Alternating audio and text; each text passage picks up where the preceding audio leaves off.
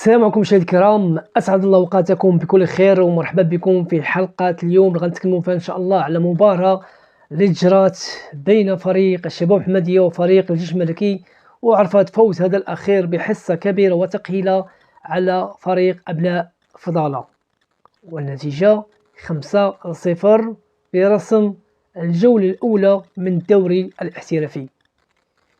المباراه عرفت السيطره التامه لفريق الجيش الملكي، وهذا طبعا بسبب أن فريق الشباب محمدية دخل هذه المباراة بعناصر غير مجربة، عناصر شابة صغيرة السن ما قدراش أنها تجاري الإيقاع اللي فرضوا عليهم لاعبي الجيش الملكي. والسبب طبعا هو أن المكتب مسير لحد الآن ما قدرش يحل مشكل ديال الليتيج. 5-0 كانت كثيرة وكبيرة بزاف، ولكن كانت منتظرة من طرف الجماهير الشبابية لأن عارفة البير وغطاه كيف كيقولوا.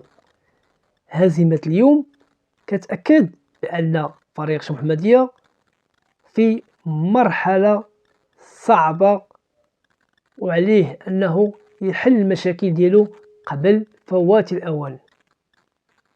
واش كتعرفوا بأن البطولة المغربية راها صعيبة، ولا ما عندكش أسلحة فتاكة ما تقدرش انك تساير هذه البطوله. اليوم الاداره كتقول لك بان فريق محمديه كيخوض منافسات البطوله من اجل البقاء كيف العاده، لان الشباب محمديه والجماهير ديالها محكوم على انها تبقى دائما تعاني، ما عمرها تحلم بانها يجي مسؤول ويقول لها غادي ان شاء الله غنلعبوا على البطوله، وكتبقى دائما تعاني سنه تلو الاخرى. واليوم كيتاكد بالملموس خصوصا في هذه المباراة كيف قلت لكم بأن فريق شباب محمدية هذه السنة غادي يعاني بزاف بزاف بزاف، لا من الناحية النفسية ولا من الناحية حتى البدنية. كان ظاهر بأن شباب محمدية يعاني كثيرا. الهدف الأول اللي سجلو فريق الجيش الملكي بعد انسلال جيد للاعب حدراف، اللاعب جويبايا كيسجل هدف كيف قلنا أمام أنظر المدافعين. الهدف الثاني والثالث والرابع كيسجلوا لاعب اللي عنده تجربه اللي هو ربيع حريمات، وتقريبا نفس الطريقه، دائما اخطاء دفاعيه، عدم المراقبه، سهو في بعض الاحيان، وهنا كيعطي الهدف الرابع لفريق الجيش الملكي. والهدف الخامس جاء عن طريق لاعب سحزوح بطريقه لاعبين كبار بعد ما رفع الكره على الحارس الرحماني، وهنا النتيجه كتسالي ب5-0. الفوز كان مستحق ما غاديش نكروه، ولكن السؤال غنطرحوه واش غنبقاو نخصو بهاد الحصات هادو، واش غنبقاو دائما مكتوب في يدنا وما غاديش نطوروا الاسلوب ديالنا وما نطوروش طموحات ديالنا وما نحلوش المشاكل، غنبقاو مربعين ونتفرجوا؟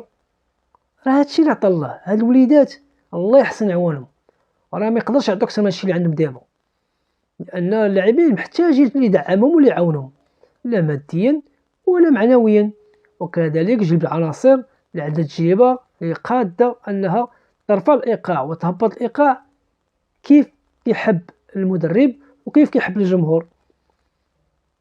اذا حنا غادي نلوموا المكتب المسير بالدرجه الاولى، لانه هما اللي في العاتق ديالهم تسيير ديال فريق الشباب محمديه. تصوروا معايا النادي لحد الان ما عندوش تربص اعدادي، ما داروش، ودخل المنافسات البطوله هي قويه والشاقه وطويله. اش غنلومو دابا؟ والمباراه القادمه راه حتى هي قويه وجمع مقابلات قويين، خصوصا ان نواجهو فريق مدينه الرباط الثاني اللي هو فريق الفتح اللي تعادل في المقابله الاولى ديالو بهدفين لمثلهما. بغيت غير نعرف هاد الناس اللي كيسيروا فريق الشباب محمديه واش ما عندهمش خوف من الفريق انه هاد السنه غادي يودع البطوله يمكن قبل ما تكمل البطوله؟ واش ما كيفكروش انهم يلقاو حلول جذريه من اجل انقاذ هذا الفريق اللي هو فريق مرجعي وفريق كبير وتاريخي ومرهم لاعبين كبار وحققوا القاب فرديه وجماعيه؟ واش ما كتفكروش في حاله ديال الجمهور اللي كيتعذب ولا كيتكرفس وكيتمحن وكيتنقل مع الفريق، واش ما كتفكروش في سمعة مدينة المحمدية؟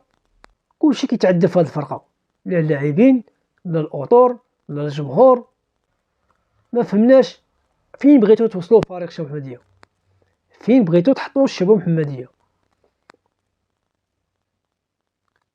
الا كنتو ما قاديش على المسؤولية فعندكم فرصة انكم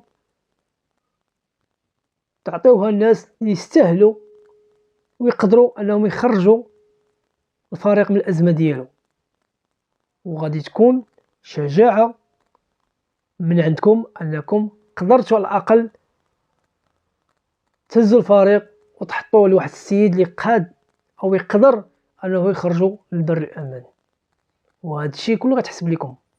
اما اليوم فتاريخ كيسجل هذه الهزيمه الساحقه امام فريق الجيش الملكي، وهذه المهزله داخل فريق شباب المحمديه، لان فريق شباب المحمديه راه فريق مرجعي وحشومه، وعيب عليكم انه وصل لهذا المستوى على يديكم.